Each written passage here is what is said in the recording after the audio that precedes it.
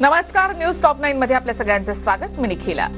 शिवरायांच्या पुतळ्यावरून सध्या जे राजकारण सुरू आहे त्या संदर्भातल्या बातम्या आपण पाहूया. मी शिवरायांच्या चरणी नतमस्तक होऊन माफी मागतो. शिवरायांचा पुतळा पडल्याप्रकरणी पंतप्रधान मोदींची जाहीर माफी, तर शिवराय आराध्य दैवत असल्याचा उल्लेख. सर झुका करके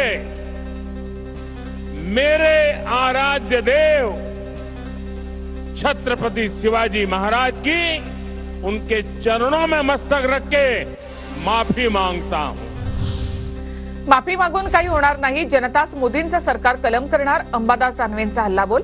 तर जनता सरकारला सत्तेमधून बाहेर काढणार. मोदींच्या माफीनंतर पटोलेंचा निशाणा. भ्रष्टाचार आणि निष्काळजीपणाला शिवरायांनी कधीच माफी दिली नाही.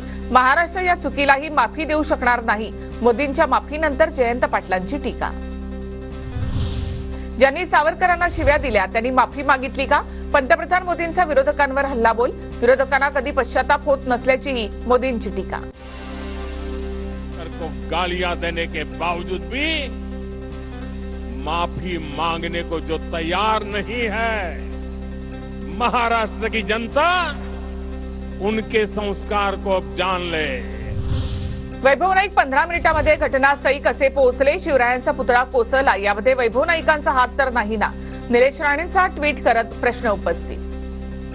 वाजून 18 मिनिटांनी पुतळा पडला असं स्थानिकांचं म्हणणं आहे. दुपारी 1 वाजून 18 मिनिटांनी वैभव नाईक 15 मिनिटात तिकडे कसा पोहोचला? समोरचाच व्यक्ती बोलला, माझा व्यक्ती. माफी मागून विषय सुटतात का? महाराष्ट्रासमोर तुम्हाला 100 वेळा नाक रगडावंच लागेल.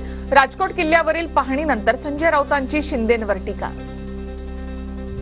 पुतळा नेव्हीनं केला किंवा पीडब्ल्यूडीनं असा वाद घालण्यामध्ये अर्थ नाही. अजित पवारांनी सरकारमधील नेत्यांचे कान टोचले.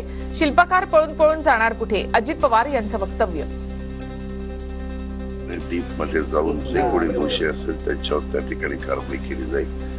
अजूनही काही जण व्यक्ती सापडत नाही ज्यांनी पुतळ्याचं काम केलं, परंतु ते पळून पळून कुठं जाणार आहे? महाराष्ट्राच्या तर बाहेर जाऊ शकत नाही किंवा देशाच्या बाहेर जाऊ शकत नाही. आम्ही उद्या मालवणला जाणार. 1 सप्टेंबरला पुतळा कोसळलेल्या ठिकाणाची पाहणी करणार. मनोज जरांगे यांची माहिती.